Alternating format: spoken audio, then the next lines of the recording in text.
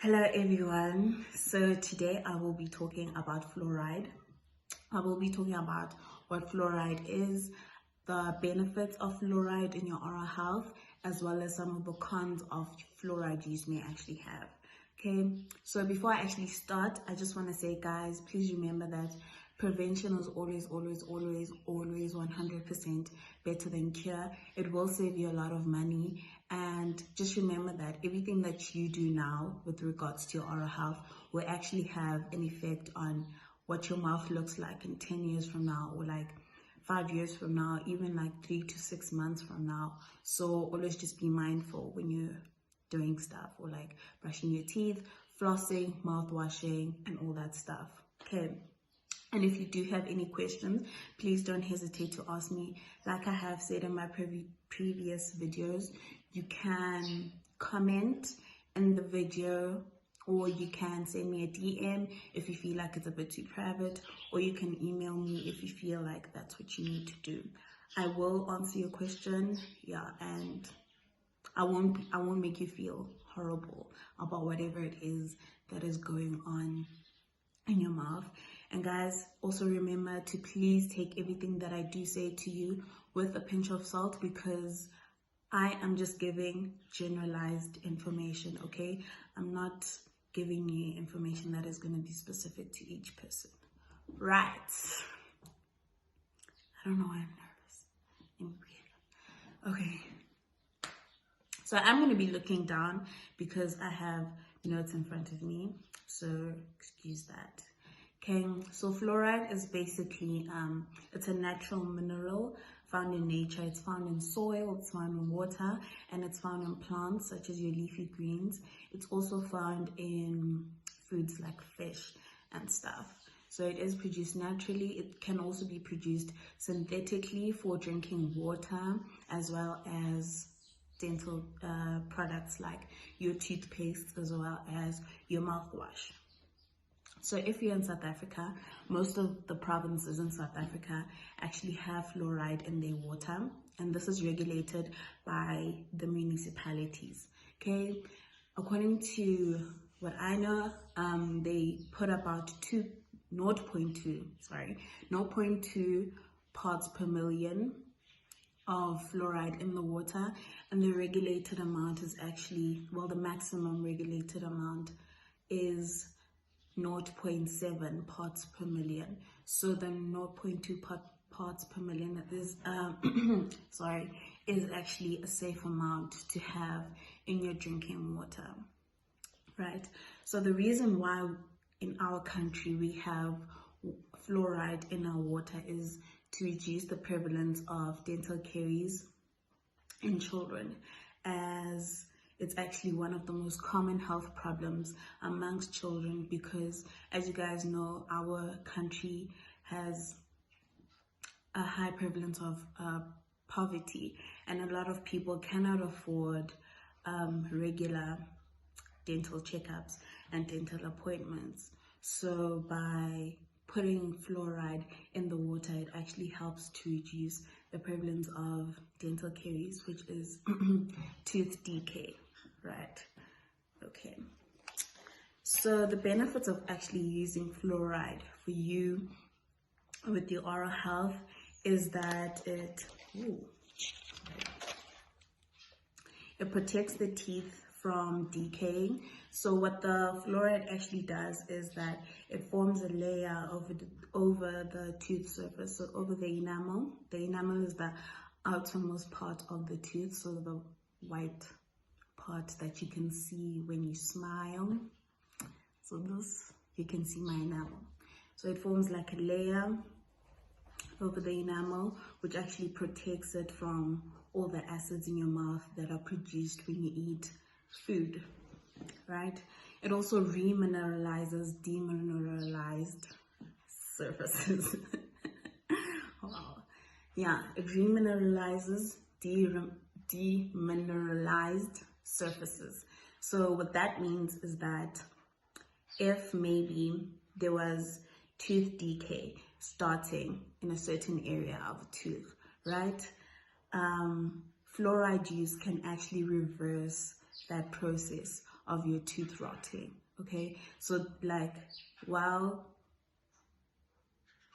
okay, let me start that again.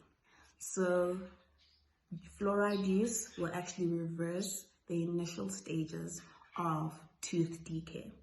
If the tooth is already rotten, fluoride will not reverse a rotten tooth. Okay, with that, you'll actually have to go get a filling or get a root canal, depending on how bad the decay is, but it can reverse the initial stages of tooth decay. Okay, yeah. So that's why we use fluoride for your oral health.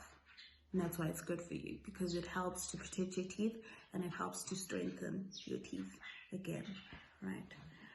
So the cons of actually using too much fluoride are dental fluorosis. So what dental fluorosis is that it's if you've consumed too much fluoride while you were like young, a child, basically it happens more in children, like children below 8, while the teeth are still forming below the gums, and there's a lot of fluoride consumption, maybe from swallowing adult toothpaste, or maybe in the area where you stay, the water is actually the water actually has a lot of fluoride. So this could be if you get water from the river, right, and the soil in the river has a lot of fluoride, then your chances of getting fluorosis are quite high. So fluorosis is basically just white spots on the teeth, and over time they can actually change color and start to discolor and become almost brownish. Okay, it's like an opaque kind of white. Yeah. This doesn't cause any harm or any damage. It doesn't have any symptoms. It just looks like that. So it's just aesthetically displeasing. That's basically it. I know a lot of people in areas like Qwaqwa have fluorosis because of the water in the area.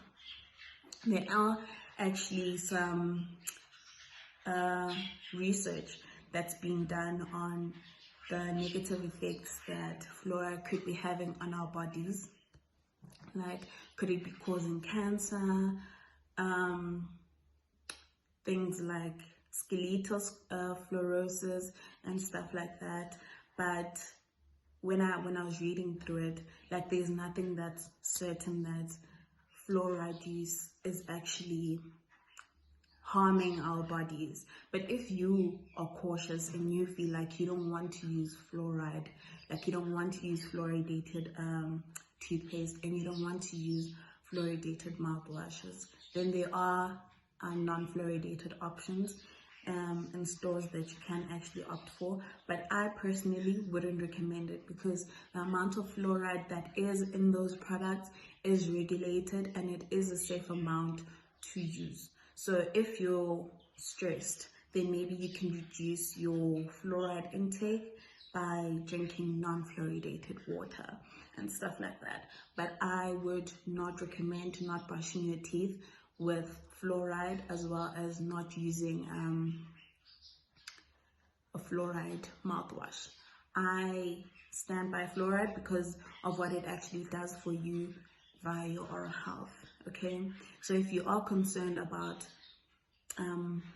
toxicity of fluoride in your body, then maybe you can make those cuts with the water and maybe the foods that you eat. But then obviously you'd have to do the research on how much fluoride is in the water in your area, or if you drink bottled water, then you'd obviously opt for non-fluoridated water. But in terms of toothpaste and mouthwashes and stuff like that, guys, fluoride actually works, because I've seen it with me, right?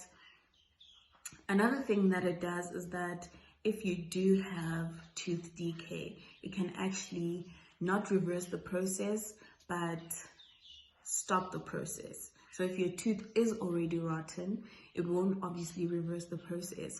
It will stop the process and stop the tooth from rotting further, from actually getting worse than what it was before. So yeah, I recommend using fluoridated dental products. But if you feel otherwise, I'm not here to force you or impose my opinion on you. I'm just saying that this is what I believe in, and if it's totally different with you, then it's okay. Even when you go to a dental practice, you are allowed to ask for non-fluoridated products. Okay, if you don't want them to use fluoride on you, they don't have to. And if they force the matter on you, then you can just get up and leave, guys. You're not forced to do what you don't want to do. Okay, yeah. I hope this was informative. If you do have any questions for me regarding fluoride, then, or anything actually for that matter, then you can comment on this video. You can DM me if you feel like it's private, or you can send me an email if you feel like that's what you need to do. Right? Guys, please wash and sanitize your hands. Please wear a mask when you are in public, and keep safe, because the virus is real and so many people are dying. And guys, don't be selfish. Like, don't just think about you, think about everyone else whose lives you will be affecting if you don't follow the necessary precautions. Guys, please stay safe and look after your mouths and smile at people if you can, because I know obviously you can't smile through a mask, but like, if you can, smile at someone, because it always brightens someone's day to see a smile. You don't know what people are going through, especially through this hard time. So try to be kind, and yeah, stay safe and look after yourselves the best way that you can.